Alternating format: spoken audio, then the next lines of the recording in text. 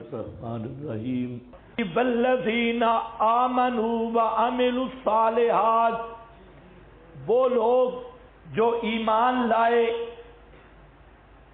پہلے عقیدہ ہے یا پہلے عمل ہے؟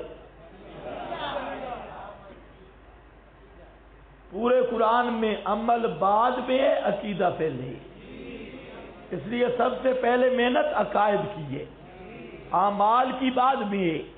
اور ہمارے دوست بزرگوں نے کام الٹا کیا ہوا ہے، کہتے ہیں اعمال کی محنت، تو خدا کے بندے عقیدہ تو بناؤ۔ مشرک سے نماز پڑھانا مشرک کے ساتھ زیادتی ہے، مشرک سے ایسی گرمیوں کا روزہ رکھانا یہ اس کے ساتھ زیادتی ہے، اس کا روزہ ہے ہی نہیں، نماز ہے ہی نہیں، ایسے تم نے اس سے لوٹا پکڑوا لیا ہے، اس بیچارے سے ظلم ہے۔ اس لیے سب سے پہلے ایمان کی محنت، عقیدہ کی محنت۔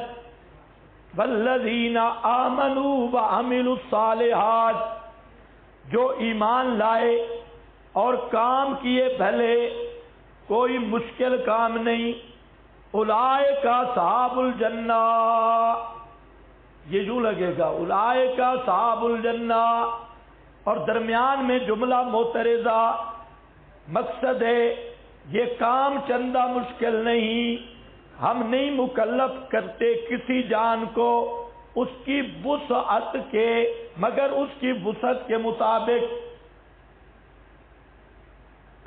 وسعت کے مطابق، الا وسعہا،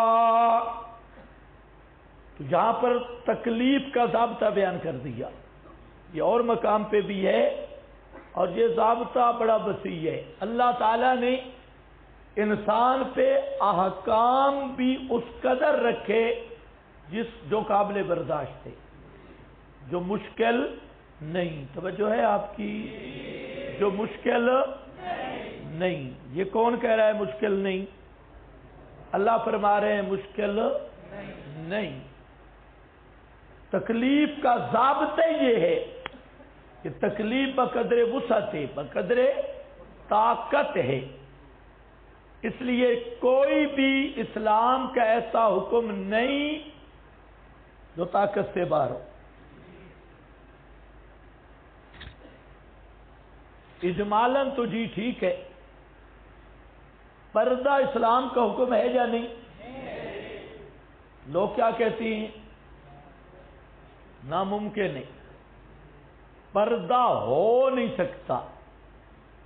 ایک ہے نا پردہ کرتا نہیں، تجھے گناہ گار ہے، اور ایک کہتا ہے کہ آج کے دور میں پردہ ہو نہیں سکتا، تجھے کافر بھی ہے۔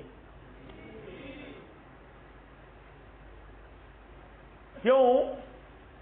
کہ اس نے اللہ کے اس قانون پہ اعتراض کیا ہے جو تمام احکام کا ضابطہ ہے، کہ اللہ نے کوئی ایسا حکم فرض کیا نہیں، ایسی چیز کا مکلف بنایا نہیں جس پر عمل نہ ہو سکتا، مشکل ہو، ناممکن ہو۔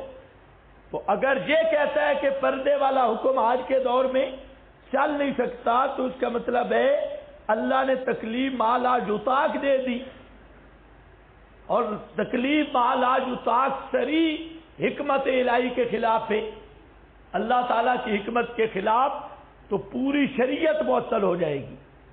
اسی طریقہ سے کہتے ہیں آج کے دور میں ہاتھ کاٹنا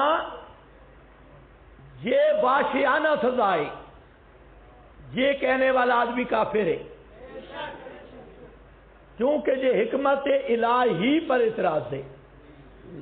اللہ نے شریعت نازل کی قیامت تک، اور اعلان کیا کہ کوئی ایسا حکم نہیں دیا جس پر عمل ناممکن ہو، اور یہ کہتا ہے ہاتھ کاٹنا یہ وحشیانہ سزا، قصاص، رجم